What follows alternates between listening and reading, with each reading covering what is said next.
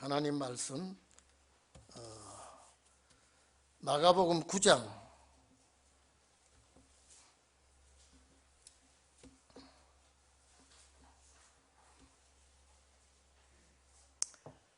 마가복음 9장 11절에서부터 우리 18절까지 우리 다 같이 합독하겠습니다. 11절부터 시작. 이에 예수께 묻자와 가라되 어찌하여 서기관들이 엘리야가 먼저 와야 하리라 하나이까? 가라사대 엘리야가 과연 먼저 와서 모든 것을 회복하거니와 어찌 인자에 대하여 기록하기를 많은 고난을 받고 멸시를 당하리라 하였느냐? 그러나 내가 너희에게 이르노니 엘리야가 왔으되 기록된 바와 같이 사람들이 임의로 대우하였느니라 하시니라. 저희가 이에 제자들에게 와서 보니 큰 무리가 둘렸고 서기관들이 더불어 변론하더니 온 무리가 곧 예수를 보고 심히 놀라며 달려와 문안하거늘 예수께서 물으시되 너희가 무엇을 변론하느냐? 무리 중에 하나가 대답하되 선생님, 벙어리 귀신 들린 내 아들을 선생님께 데려왔나이다. 귀신이 어디서든지 저를 잡으면 끄꾸러져 거품을 흘리며 이를 갈며 그리고 파리하여 가는지라. 내가 선생의 제자들에게 내어 쫓아달라 하였으나 저희가 능히 하지 못하더이다. 아멘. 이 사복음서 기록한 말씀은 주님 나라 갈 자들에게 교과서적인 말씀이라는 것을 여러분들은 꼭 인식하시기 바랍니다. 제자들은 예수님의 직설적인 직접 강의를 듣고 교육을 받는데도 깨닫지 못하고 있습니다. 깨닫든 깨닫지 못하든 성경은 기록이 되어 있고, 그러면 반드시 깨닫는 자가 나올 수 있다는 걸 알아야 됩니다. 예수님께서 하시는 말씀이 다 이렇게 기록했는데 깨닫는 은혜를 주지 않으면 절대 깨닫지 못합니다. 내가 죽었다가 다시 살아난다, 이것도 제자들이 못 깨달아요. 그게 무슨 말씀인가요? 여러분이 해석이 필요가 없어요. 그런데 제자들은 못 깨닫지만은 마지막 신혼의 날의 종들은 이 말씀을 다 깨달아지기를 바라고 성령의 도움으로 알 수 있게 되어 있습니다. 여기 봐보십시오. 왜 제자들이 못 깨달아지느냐? 우리 32절 한번 봐보세요. 31절부터 보면요, 뭐라고 되어 있는 거니까 제자들을 가르치시며 또 인자가 사람들의 손에 넘기워 죽임을 당하고, 이거는 법정 제사장들과 서기관들에게 넘겨지고 나중에 죽임을 당하고 죽은 지 3일 만에 살아나리라는 것을 말씀하시는 영구더라.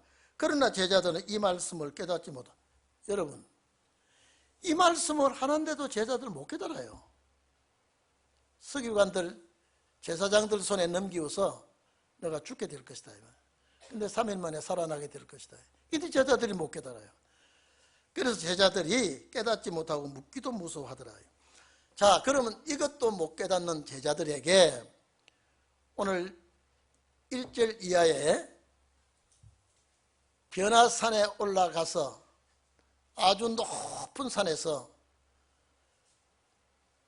주님과 베드로와 요한과 야고보가 변화산에 있을 때에 모세와 엘리야가 와서 대화하고 그 대화 속에서 이 베드로와 요한, 야고보도 왜 이런 분이 여기에 오셔서 이런 말씀을 하시는가 이해가 안 될 겁니다. 또 뭐라 그랬습니까? 인자가 올 때에 주님의 나라를 가져오겠다. 그리고 제자들 앞에 죽기 전에 결단코 죽음을 맛보지 않고 하나님의 나라가 권능으로 임하는 것을 볼 자들도 있느니라. 이 깨달았을까요? 못 깨달았을까요? 못 깨닫습니다. 분명히 성경에는 죽기 전에 결단코 그랬습니다. 그러면 이 말씀을 들은 제자들도 다 죽어버렸습니다. 이 말씀을 읽고 간직하고 오는 예수 믿는 성도들도 다 죽어버렸습니다. 2000년 동안. 그러면 다 이걸 읽어도 들어도 다 죽었는데 왜 기록이 뒤에 있을까요? 반드시 어느 날 어느 시에 어느 시대에 이 말씀을 깨닫는 종들이 나오게 되어 있습니다. 그 나라가 주님의 나라가 이루어지는 것. 제가 또 얘기합니다. 주님 가르쳐 주신 기도는 그 나라 갈 자들의 기도의 필수입니다. 나라가 와달라고 그러지 않습니까? 나라가 와달라. 주님이 가르쳐 준 기도예요. 그러면 나라가 와달라고 기도하는데 그 나라 오기 전에 죽으면 이거는 이 기도에 해당이 안 되는 거예요. 그래서 우리가 이 육체가 얼마나 귀하다는 것, 얼마나 이 육체를 주님 오실 때까지 보관해야 된다고 하는 것. 그래서 우리는 안 믿는 사람이나 믿는 사람이나 육체가 똑같아요. 아플 수 있고 괴로울 수 있고 고통받을 수 있고 병들 수 있고. 그런데 그 나라 갈 자가 병들었을 때에 의술을 빌려서라도 생명을 연장하고 치료해서 연장하게 하는 것이 의술입니다. 그렇기 때문에 의사도 마지막 종들을 위해서 낸 거고 약도 마지막 종들을 위해서 낸 겁니다. 마지막 종들이 아파서 병원에 가려고 그러면 의사가 망해요. 언제 그 사람들이 와서 병원에 돈을 대줍니까?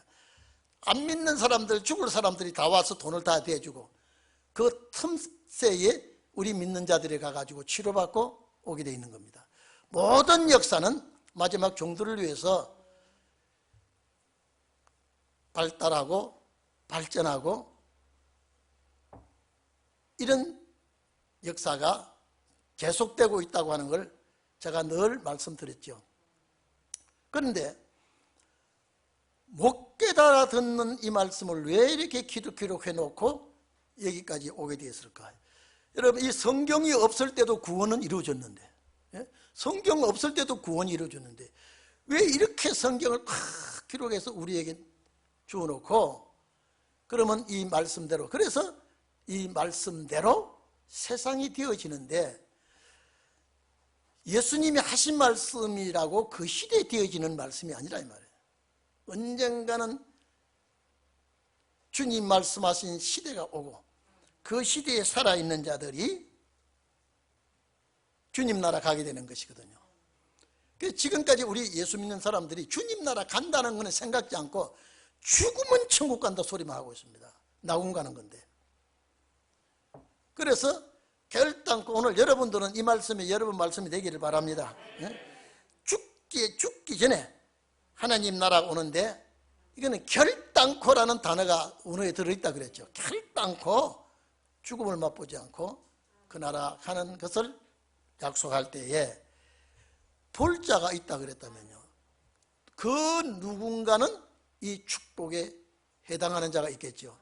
그래서 우리가 보는 것도 잘 보면서, 그래서 죄악된 것을 안 보려고 하고 죄악된 소리도 안 들으려고 하고 하나님의 말씀에 중심에서 살아가려고 하는 것이 우리 성도들이거든. 이유는 이 나라 가기 위해서.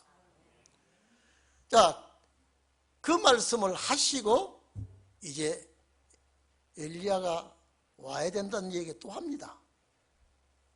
제자들이 깨달을까요? 그 옛날에 왔던 엘리야가 또 온다 그랬단 말이에요. 자, 그러면 오늘 우리가 여기 성경 본문을 보면서 자, 여러분, 예수님의 제자 중에 핵심 멤버가 베드로, 요한, 야고보라 그랬죠. 9 제자는 산 밑에 두고 9 제자는 산 밑에 두고 세 제자만 데리고 높은 산에 올라갔습니다. 9 제자들이 속 좀 상할까요? 안 상할까요? 저는 반드시 속을 상하리라고 본다는 말이에요. 데려가면 다 데려가지 왜 너희들은 이 산 기슭에 밑에 있으라고 그러고 왜 세 제자만 데리고 올라가느냐. 무슨 일을 할 때도 꼭 이 세 제자만 참석을 시켰습니다. 그러니까 이 변화산성에서 일어난 그 사건들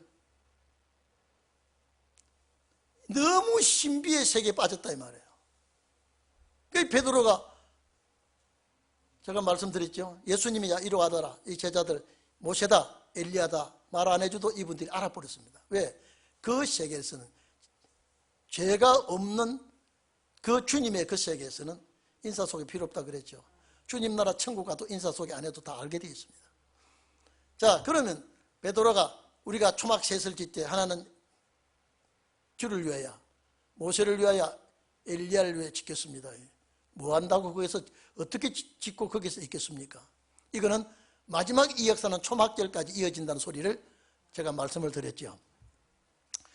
자, 그러면서 주님이 이 세 제자에게 함구령을 내립니다. 왜? 십자가에 돌아가시기 전까지는 이는 소리를 하지 않도록 하라. 그랬죠? 그러면서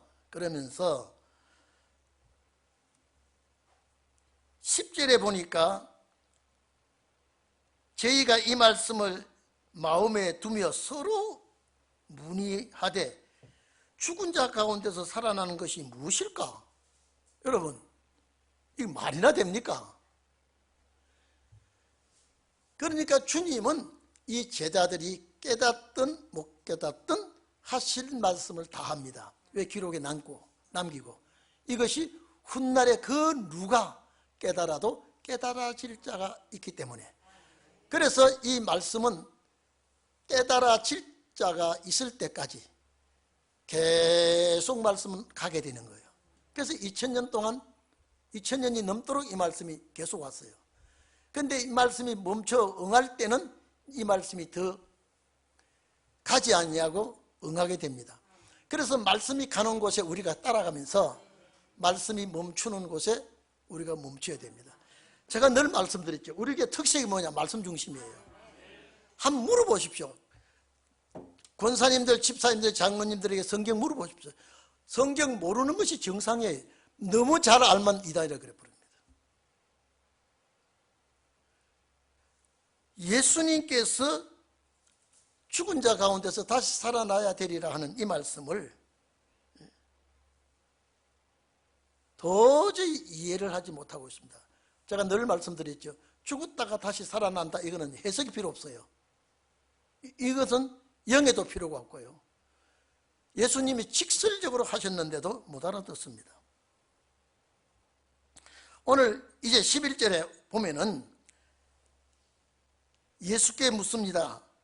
어찌하여 서기관들이 엘리야가 먼저 와야 하리라 하나이까? 자, 이 구약시대 사람들이요, 반드시 엘리야가 먼저 와야 된다는 건 알고 있어요. 그런데 어떻게 오는지 이걸 모르고 있습니다. 엘리야가 와야 된다는 것, 그 당시에 서기관들은 그거는 알고 있습니다. 왜? 말라기서 3장에 기록이 되어 있기 때문에. 참, 말라기서 3장도요, 아마 우리 교인들은 이건 다 이해하실 겁니다. 다 알 겁니다. 말라기서 3장 보면 내가 내 사자를 보내리니 그가 내 앞에서 길을 예비할 것이다. 잘 보세요. 내가 내 앞에 사자를 보낸 때에 그 사자가 길을 열 것이다.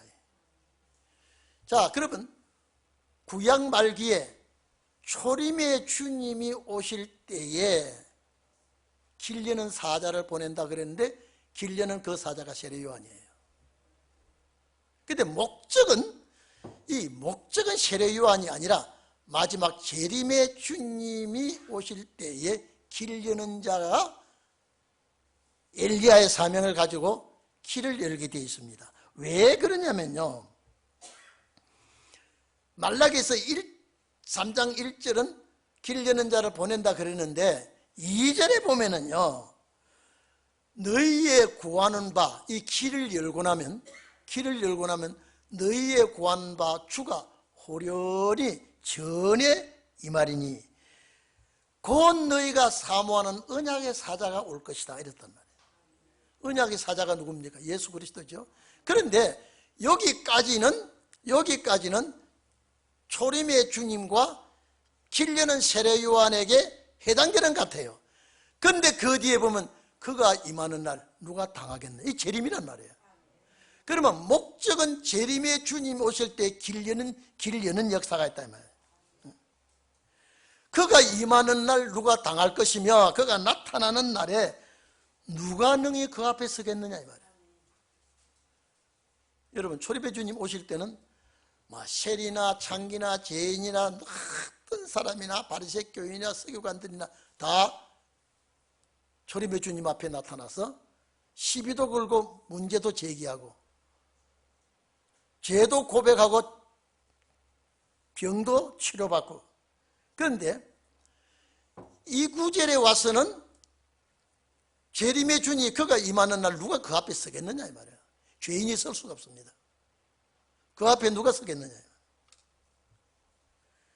그가 나타날 때 누가 그 당할 자가 있겠느냐. 이 재림 아닙니까?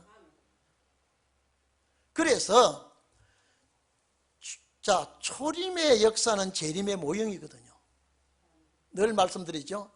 이 땅 위의 삶은 천년 안식 시대 주님의 나라가 이루어질 때의 모형입니다. 그래서 에덴 동산 회복이라고 하는 것은 첫 아담이 망쳐놓은 에덴 동산을 마지막 아담이 회복한다 이 말이에요. 그 회복하는 순서가 예수가 죄 문제를 해결하기 위해서 당신이 모든 죄를 몽땅 짊어지고 죽었다 이 말이에요. 그래서 죄인이 용서를 받게 되어 있다 이 말이에요.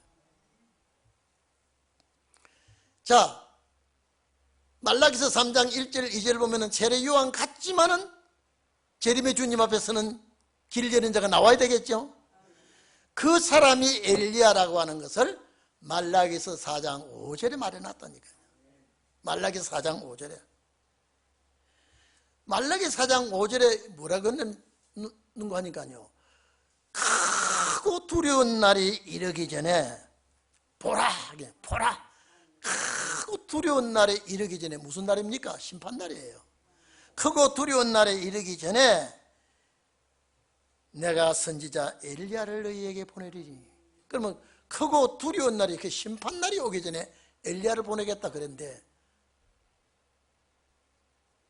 초림의 주의 길을 연 엘리야 세례 요한이 엘리야라고 말은 할 수가 있지만 예수님이 엘리야라고 그랬어요. 세례 요한을요.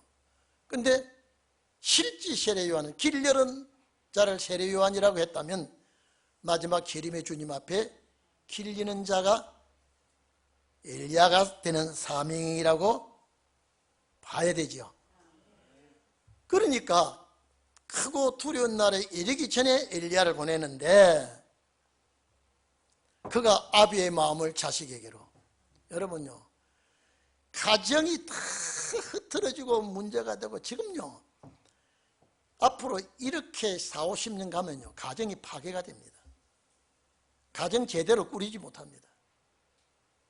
다 개인주의로 이제는요 가정을 꾸려 나갈 수가 없습니다. 그런데 크고 두려운 날에 이 말라기서 4장 5절에 보면요 보라 크고 두려운 날에 이르기 전에 엘리야를 보내는데 애비의 마음을 자식에게, 자식의 마음을 애비에게 돌이켜서 하나를 만들어 주겠다는 거예요. 지금은 여러분요 막 부모의 마음이나 자식의 마음이나 하나 되는 가정도 있지만은요 아버지의 마음과 자식의 마음이 달라요. 신앙이 달라요. 저 아는 사람 어떤 분은요 자기 부인은 장로교에 나오는데 자기 남편은 캐톨릭 천주교에 나가요. 일요일날 되면 헤어졌다가 예배 끝나고 이제 만나고요. 뭐 신앙은 자유니까 그래요. 크고 두려운 날이 올 때에 하나님께서 그거 용납할까요? 반드시 성경은요 남편과 아내와 자식과 부모가 하나가 되도록 해서 그 나라 보내겠다는 거예요. 이게 성경이에요. 성경이에요. 또 예수님 오실 때 오셔서 그랬죠. 내가 땅에 불을 던지러 왔노라. 불을 던지러 왔다 이 말은 가정이 하나가 안 되고 시시비비가 일어날 것을 예수님이 말씀했습니다. 그러니까 자, 세례 요한이 엘리야라고 하지만은 오형이라 이 말이에요. 그러니까 이거 봐보십시오. 그 보면 누가복음 1장 제가 늘 말씀드리죠. 누가복음 1장 사가랴에게 말씀하지요. 이 자가 남은 큰 자가 될 것이다. 세례 요한입니다. 이름은 요한이라 하라 그랬습니다. 거기에 말라기서 4장 5절을 갖다 줍니다. 말라기서 4장 5절을 갖다 주면서 가정 하나 되는 그런 역사를 말하고 있습니다. 아비의 마음을 자녀에게 두고 자녀가 아버지에게 마음을 두고 그러니까 엘리야의 심령과 능력으로 주 앞에 가서 아버지의 마음을 자식에게, 자식의 마음을 아버지에게 거스리는 자를 의인의 슬기로 돌아오게 하겠다. 그래서 주를 위하여 세운 백성을 예비하겠다. 이 재림 때 여러분요, 이제 앞으로 절대 두고 보십시오. 복받은 가정은 말씀으로 신앙이 통일되게 합니다. 성경 그렇게 하리라고 했거든요.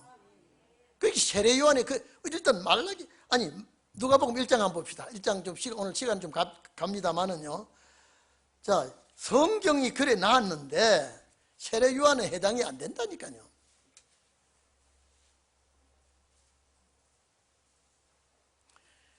자, 13절요. 누가복음 1장 13절에 천사가 일러 가라되 사가랴여 무수어 말라 너의 간구함이 들린지라 네 아내 엘리사벳이 내게 아들을 낳아 주리니 이름을 요한이라 하라. 요한의 뜻이 뭡니까? 여호와는 사랑하신다는 거예요. 그러면 요한이라고 해라. 너도 기뻐하고 즐거워할 것이요 많은 사람도 그의 남을 기뻐하리니 이는 저가 주 앞에서 큰 자가 될 것이다. 이 세례 요한을 두고 하는 말이죠. 요한이라 해라 그랬죠. 큰 자가 되고, 여기에 큰 자는 권위 있는 자, 위대한 자, 대단한 직위 높은 자가 된다는 말이거든요. 포도주나 독주를 마시지 아니하며 모태로부터 성령의 충만함을 입어 이스라엘 자손을 주고 저희 하나님께로 많이 돌아오게 하리라. 엘리야 그러지 저 세례 요한 그렇게 하지 못했습니다. 헤로디아 사건 때문에 바로 처형이 되어 버렸습니다. 주님의 길을 열고 난 다음에. 자, 제가 엘리야의 심령을 이렇게 그랬죠. 엘리야 영입니다. 원어는 엘리야의 영, 푸르마, 심령과 능력으로 주 앞에 앞서가서 아비의 마음을 자세히. 자, 말라기서 4장 5절 6절 똑같죠. 이게 천사가 일러줬다니까요. 사람이 한 소리 아니에요 지금요. 아비의 마음을 자식에게 거스리는 자를, 자, 거스린 자가 뭡니까? 대적하고 불순종하는 자죠. 거스리는 자를 의인의 슬기에, 자, 의로운 자의 슬기는 뭡니까? 지혜, 통찰력, 돌아오게 하고 주를 위하여 세운 백성을 예비하리라. 이게 천사가 일러준 말입니다. 그런데 세례 요한이 이 사명 감당하지 못했습니다. 세례 요한이 와가지고 애비의 마음을 자식에게로 돌이키지 못하고 얼마 있지 않아서 이 헤롯 왕이 자기 제수씨를 데리고 사는 일을, 세례 요한이 당신이 왕으로서 이게 할 짓이 아니다면 다 문무백관들이 다 옳습니다, 잘합니다 하는데 세례 요한만은 그 시대에 등불이라 그랬죠. 책망을 하다가 참수형을 당하지요. 그것으로 끝나버립니다. 정말로 마지막 나타나는 세례 요한은요, 세례 요한은 그렇게 가문도 알려지지 않았고 어느 지도자 밑에 교육받던 것도 알려지지 않았고 어느 지파 사람인 것도 알려지지 않았고, 엘리야는 거짓 선지자와 싸워서 승리한 사람이요, 엘리야는 무덤이 없는 사람이에요. 무덤이 없는 사람이에요. 그럼 마지막 엘리야도 죽기 전에 인자가 왕 메시아 하나님 나라를 가져오는 걸 볼 자도 있나니라 할 때에 반드시 세상 끝날에 주님의 나라가 이루어질 때 죽기 전에 그 축복을 받는 자가 있겠죠. 여러분을 녹하는 말입니다. 성경은 갈 때까지 가가지고 마지막 종착역에 와가 이루어지는 그 사람이 해당되는 거예요. 그러니까 지금 보통 교회들 보십시오. 엘리야가 와든 엘리야가 가든 엘리야가 들림받든 옛날에 엘리야의 사건만 알지 예수님께서 말씀하는 그 마지막 날에 일어나는 엘리야의 역사는 전혀 생각지도 않고 있습니다. 제가 늘 얘기하죠. 보통 기독교인들은 살 만큼 살다가 죽는 거예요. 그래서 살다가, 그러니까 언제 어떻게 죽을지 모르는 살 만큼 살다가 죽는 거예요. 그러나 우리는 만약에 죽는 한이 있어도 주님 나라를 찾아가는 거예요. 가는 사람들이 오늘 우리라 이 말이에요. 그래서 우리는 빛을 따라가는 사람들이에요. 멈출 때까지, 이 말씀이 멈출 때까지 우리는 가는 거예요. 이해되십니까? 그래서 엘리야가 율법시대 사람들도 제사장 서기관들도 엘리야가 와야 된다 소리는 하지만은 도저히 이해를 못하고 있습니다. 그런데 성경 좀 봅시다. 그래서 서기관들이 엘리야가 먼저 와야 하리라 하나니까 이제 누가복음 1로 넘어오세요. 본문 봅시다. 자, 가라사대 엘리야가 과연 먼저 와서 모든 것을 회복할 것이다. 여러분, 회복은 복구하는 겁니다. 회복. 여러분, 병자가 건강해지면 뭐 회복이에요? 건강 회복입니다. 사업하는 자가 실패했다가 복구하면 뭐예요? 사업 회복입니다. 그래, 이 엘리야가 와서 모든 것입니다. 모든 것. 첫째 모든 것이라고는 가정이에요. 가정의 모든 것을 말씀으로 회복하게 됩니다. 그래서 주님 나라 같이, 그래서 여러분요, 땅의 흙이 하늘나라 보좌까지 올라간 분은 예수밖에 없습니다. 예수님은 영으로 갔습니까? 살한 몸으로 올라갔어요. 살한 몸으로 올라갔죠. 예수님이 살한 몸으로 올라갔다면 그 몸이 땅의 흙입니까? 하늘의 흙이에요. 땅의 흙이죠. 그 예수님 보좌에 올라가 계시도 땅에 있는 흙으로 몸으로 올라가 계신다 이 말이에요. 만약에 우리가 주님 나라 가면요, 안 죽으면은 부활하게 되고, 부활하면은 이 흙이 아닌 흙이 와야 된다. 그래서 이 몸이 살아서 그 나라 간다면 나 혼자 가는 게 좋아요? 남편, 아내, 식구 다 함께 가는 게 좋아요? 함께 가야죠. 그래서 만약에 죽지 않고 살아서 천국 가면요, 보좌에 주님 나라 무궁천국까지요, 이 육체를 가진 땅의 흙으로 가진 이 몸이 변화돼서 간다니까요. 그래서 그 나라 가기를 그렇게 소원하는 거예요. 그 나라 가는 거예요. 아니, 살다가 죽어 뿌리면 성경 이렇게 안 믿어도 된다니까요. 왜? 예수 피가 있으면 부활이 되니까요. 부활이 되니까요. 그런데 우리는 부활보담도 이 몸이 주님 맞이해서 영생하기를 소원한다니까요. 생각해 보십시오. 성부 하나님 몸이 없어요. 성령 하나님 몸이 없어요. 성자 하나님 몸이 없어요. 없는데 2000년 전에 마리아의 몸을 통해서 왔기 때문에 몸이 있는 성자 하나님이라 이게. 그래서 몸이 있는 성자 하나님과 몸이 있는 여러분과 맞닥뜨릴 때 주님 나라 가서 살게 될 때 몸이 있어야, 여러분, 몸이 있어야 재미있고 맛이 있고 달고 아이고 이러지, 몸이 없으면 그런 느낌이 없다니까요. 그래서 이 몸이 참 귀한 거예요. 그래서 아프면 약 먹고 피곤하면 자고. 왜? 그 나라 갈 때까지 이 몸을 보관해야 되니까. 제가 그렇잖아요. 은혜 시대 우리가 금식도 많이 하고 했는데 저 집 사람 툭 하면 금식했어요. 절대 신혼의 정도는 이제 금식 하지 마라 그랬습니다. 특별히 뭐 하게 되면 하겠지만은 왜? 이 몸을 잘 가꿔야 되니까요. 제가 아까도 얘기했죠. 자, 이 몸이 그 나라까지 가는데 병이 들면 못 간다 이 말이죠. 그래서 의사의 손을 빌려서 고치서라도 그 나라 가도록 한다 이 말이에요.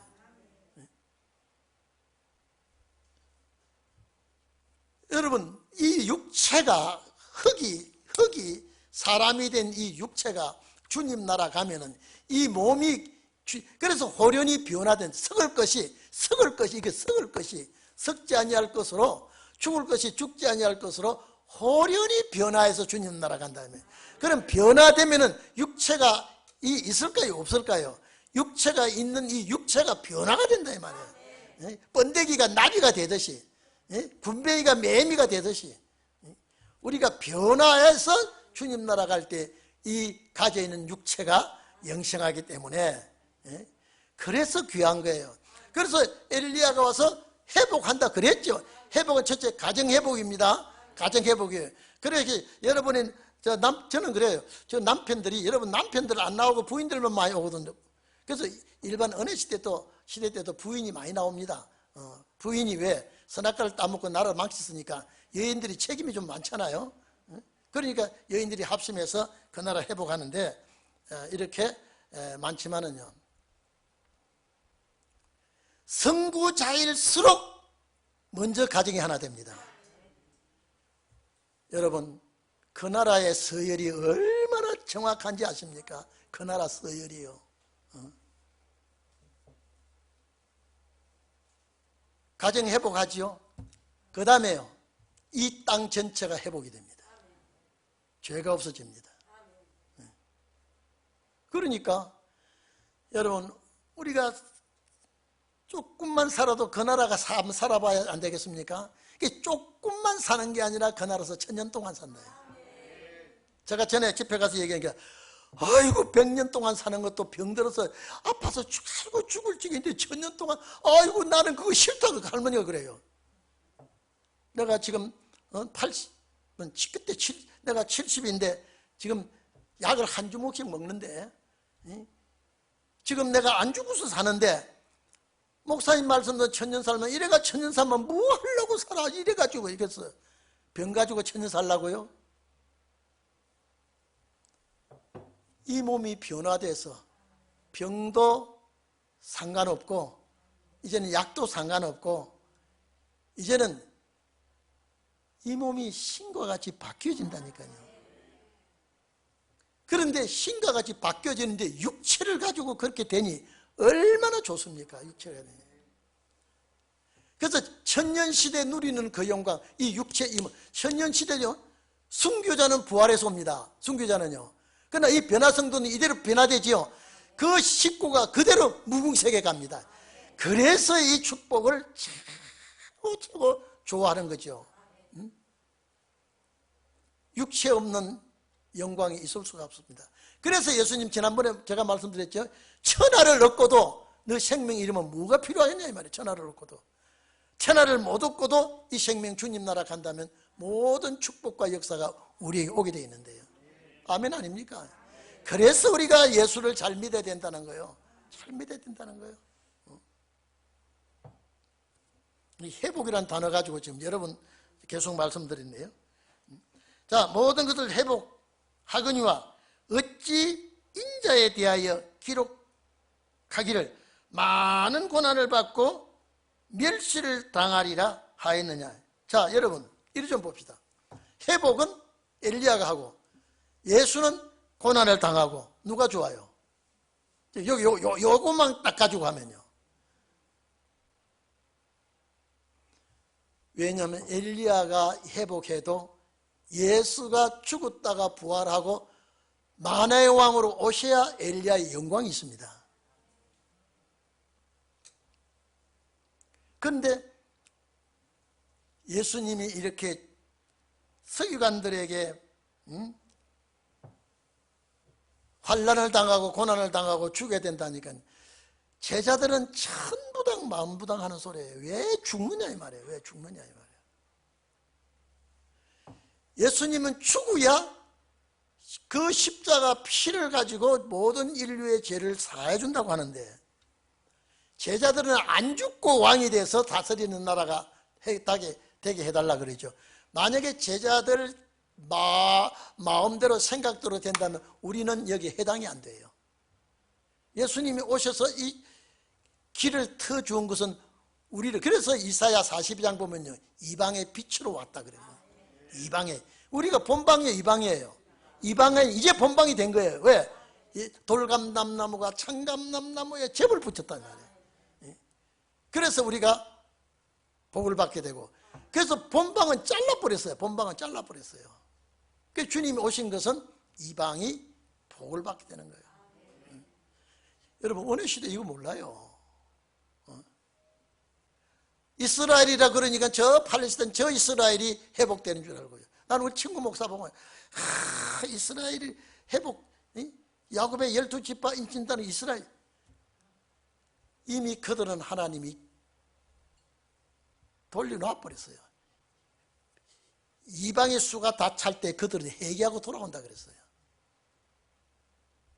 그래서 우리가 이 성경을 볼 때요, 참 너무나 감사하고 너무나 귀하죠.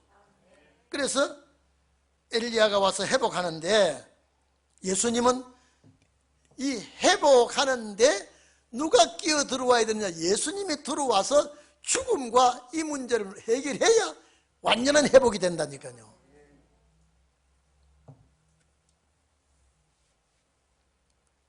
자, 13절 보십시오. 그러나 내가 너희에게 이르노니 엘리야가 왔으되 기록된 바와 같이 사람들이 임의로 대우하였느니라. 자, 그럼 예수님이 엘리야가 왔다 그랬습니다. 이 제자들은 도저히 이해가 안 됩니다. 누굽니까? 엘리야가 세례 요한이죠. 세례 요한이죠.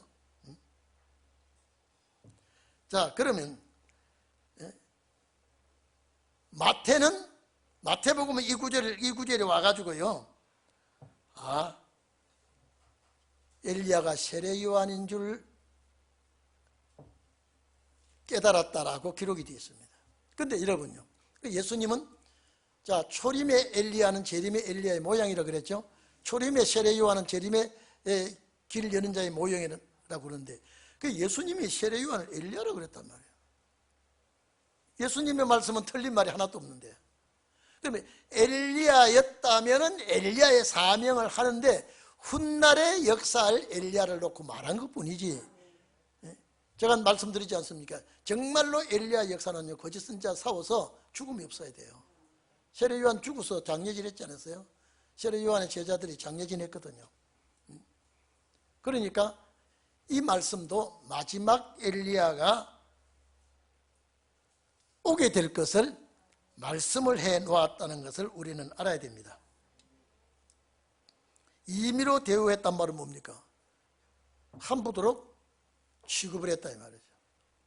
바로 귀한 종을 알지 못했다 이 말이죠. 그러나 이것도 모형이다 이 말. 이것도 모형이에요. 정말로 저는 이 역사가 일어나면요, 우리 생각밖에 놀라운 아주 기절초풍하는 일이 일어나게 된다니까요. 상상을 초월하게 됩니다. 은혜시대와 같은 그런 역사가 일어나지 않습니다. 그래서 제가요, 주님 때가 왔으면 속히 아버지의 때를 이루어 주시옵소서. 우리 성도들 이제 지쳐 있습니다. 지쳐 있습니다. 이제 세상 모든 걸 살펴보니까 때가 오지 않았습니까?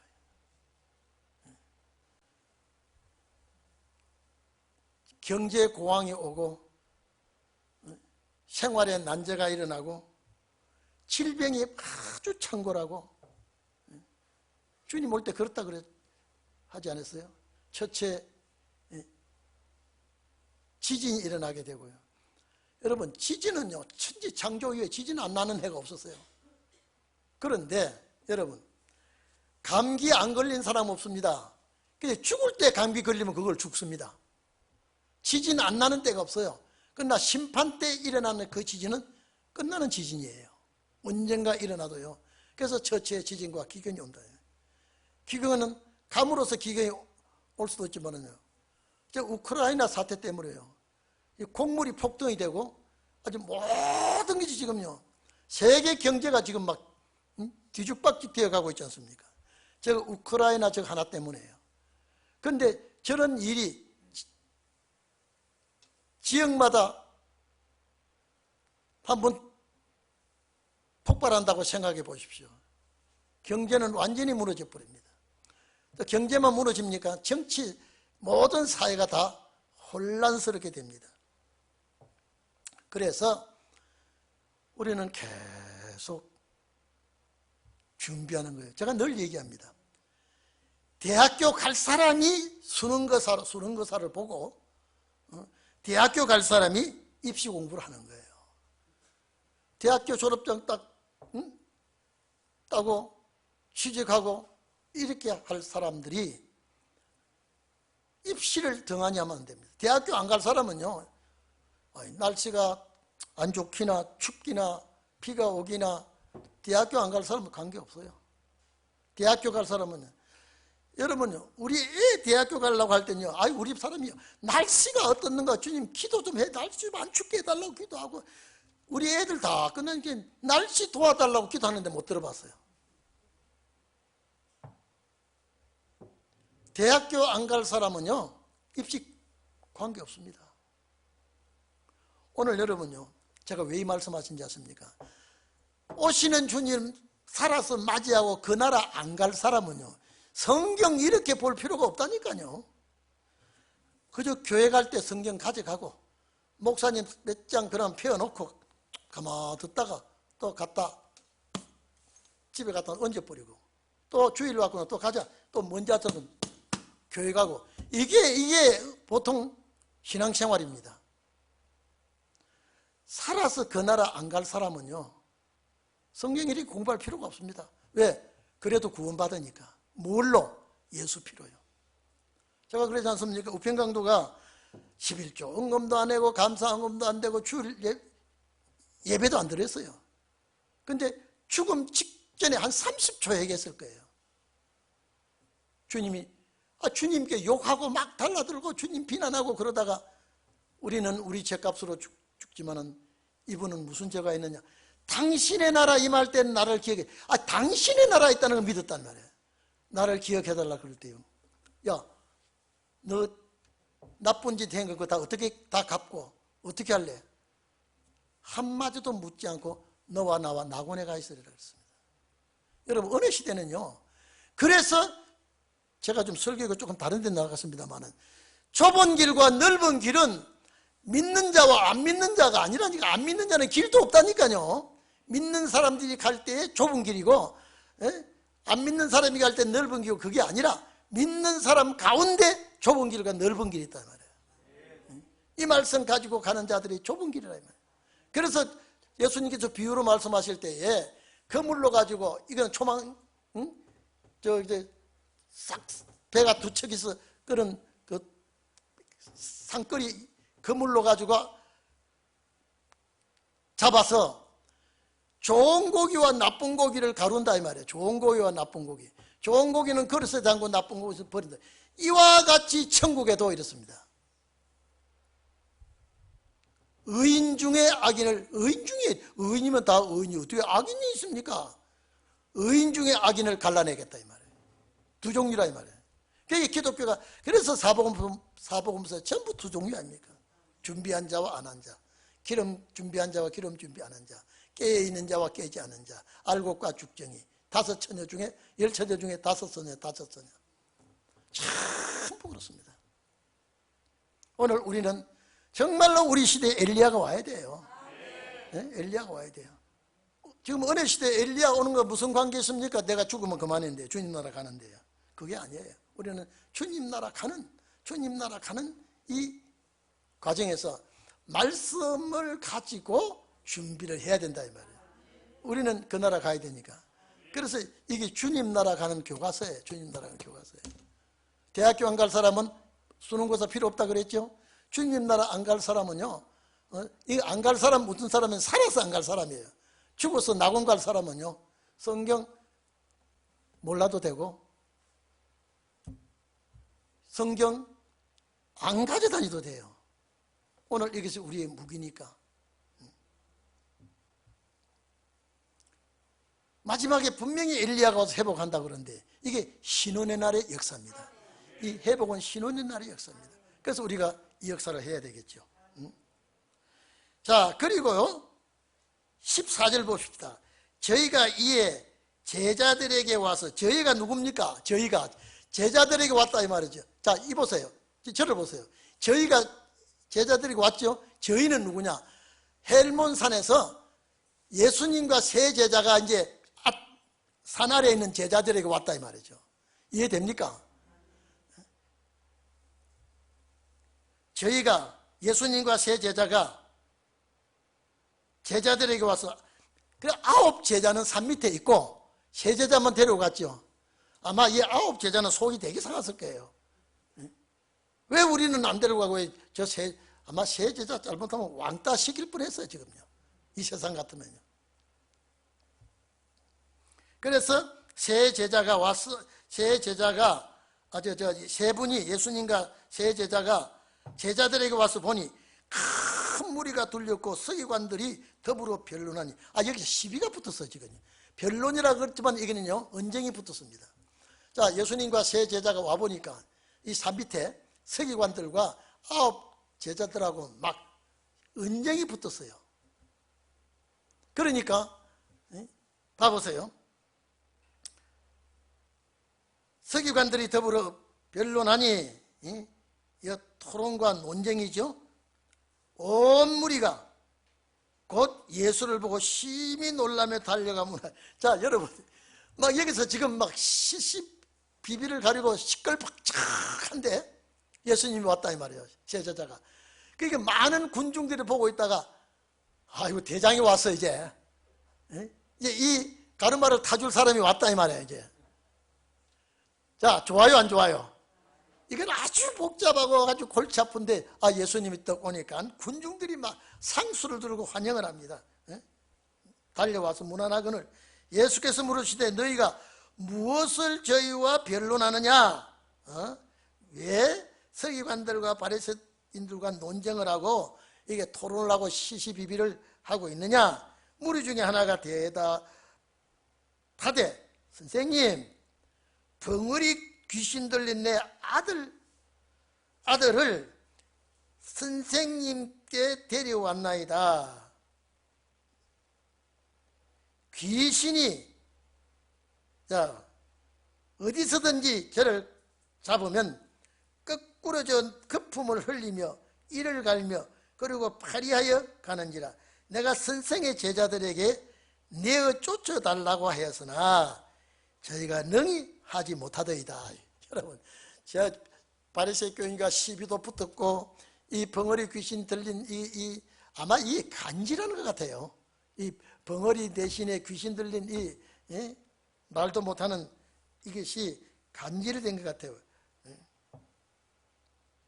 그런데 제자들에게 데려왔는데 제자들은 못 고쳤다 이 말이에요. 자, 19절 봅니다. 대답하여 가라사대 믿음이 없는 세대여. 믿음 없는 세대라 이 세상 보고 하는 소리 아닙니다. 이 믿음이 없는 이 족속들아, 믿음이 없는 이 사람들아, 이렇게 하는 소리입니다. 내가 얼마나 너희와 함께 있으며 얼마나 너희를 참으리요. 그를 내게로 데려오라 하며 이에 데리고 오니. 자, 제자들이 예수님께로 그 벙어리 귀신 들린 자를 데리고 오죠. 귀신이 예수를 보고 곧 그 아이로 심히 경련을 일으키게 하느니라. 저가 땅에 엎드려져 굴며 거품을 흘리더라. 이 마귀가, 귀신이 이 아이를 이렇게까지 괴롭혔습니다. 예수께서 그 아비에게 물으시되 언제부터 이렇게 되었느냐 하시니 가로되 어릴 때부터니이다. 귀신이 저를 죽이려고, 여러분요, 귀신은요 사람을 얼마나 괴롭힌지 모릅니다. 그래서 안 믿는 사람이 굿하는 것이 귀신 달래는 거예요. 안 믿는 사람들이. 여러분요, 옛날에 우리 어릴 때는요 이 벽대에 못도 제대로 못 칩니다. 귀신이 노하면요 그 못을 빼야지, 안 빼면 동투가 납니다. 그래서 이사도 마음대로 못합니다. 귀신이 화낼까 봐요. 그래서 귀신이 화내면요 그 집을 망칩니다. 그래서 부닥거리하고 굿하지 않습니까? 제가 이해호 장로 동네 가면요 집을 하나 짓는데요, 반듯한 집인데 그 지간이 와가지고요 반듯한 집에 집을 이렇게 지으면 이 집구석 망한다 그래요. 어떻게 지어야 되느냐, 저 반대편으로, 여러분 이렇게 네모 반듯한 땅이 있으면요 이쪽에 짓든지 이쪽에 짓든지 바로 지야 땅이 설모가 있는데 여기다 비스트로만 대각선으로 집을 짓게 돼요. 뒤에도 설모가 없고 앞에도 설모가 없고 왜 이리 짓나, 이게 그래야 잘 된다고 지간이 와가지고 잡아준 그대로 집을 지었다 그래요. 에이 여보시오, 터도 버리고 집도 버렸네. 이게 어이 잘 된다 그랬어요. 나중에 잘 되기는 뭐자요, 망해서 서울로 이사가 버렸더라고요. 마귀는요 잘 때는 꼴을 못 봅니다. 마귀는 얼마나 심술이 많은데, 그래서 무당들이, 여러분요 돈 있는 사람은요 1,000만 원, 2,000만 원 구슬합니다. 1~20만 원 안 해요. 그 귀신이요, 돈 있는 귀신은 돈 있는 집을 너무나 잘 알아가지고요 사람을 그렇게 괴롭힙니다.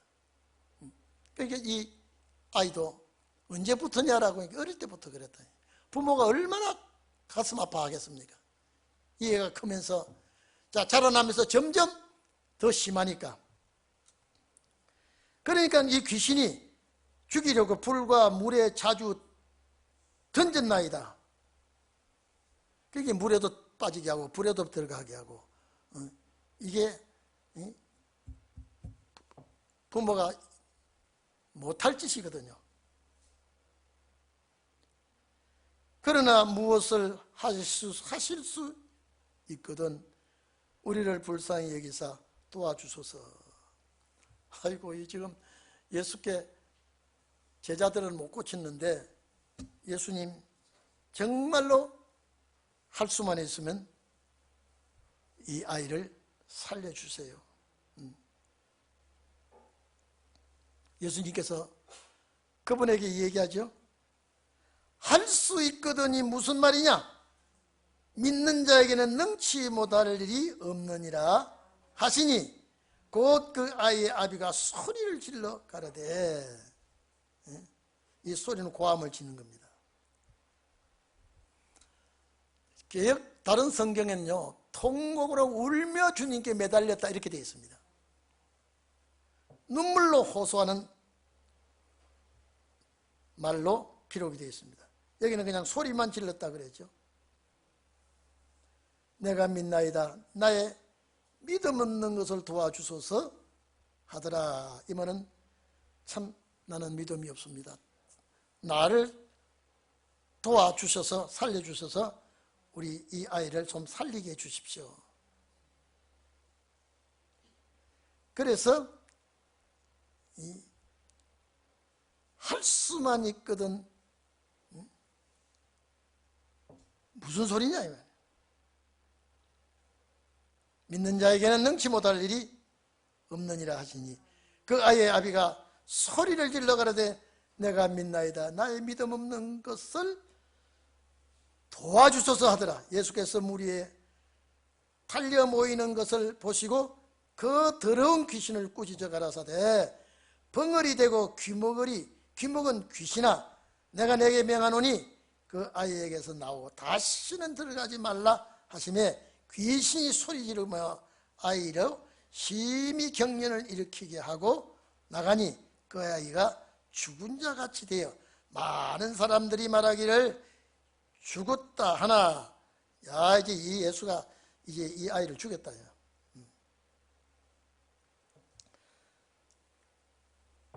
많은 사람들이 죽었다고 하지만은 예수께서 그의 손을 잡아 일으키니 이에 일어나니 집에 들어가매 제자들이 조용히 묻자오되 우리는 어찌하여 능히 그 귀신을 쫓아내지 못하였나이까.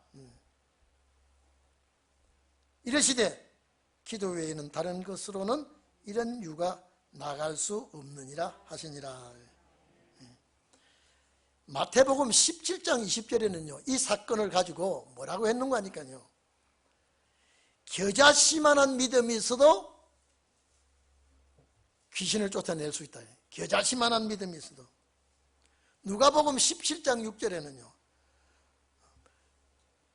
너희 믿음이 조그마한 믿음만 있어도 뽕나무도로 저쪽에 옮겨오라고 하면 옮겨지는 역사가 일어날 것이라고 말씀했습니다.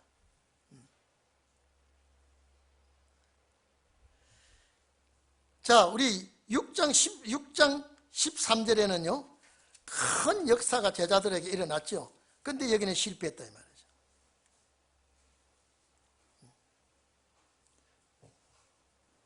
제자들도 역사를 했는데 여기는 이 귀신을 못 쫓아냈습니다. 그러나 예수님께서 이 아이를 깨끗하게 치료해 주었습니다. 이게 왜 그러느냐. 자, 주님 오실 때 왜 이렇게 해야 되느냐.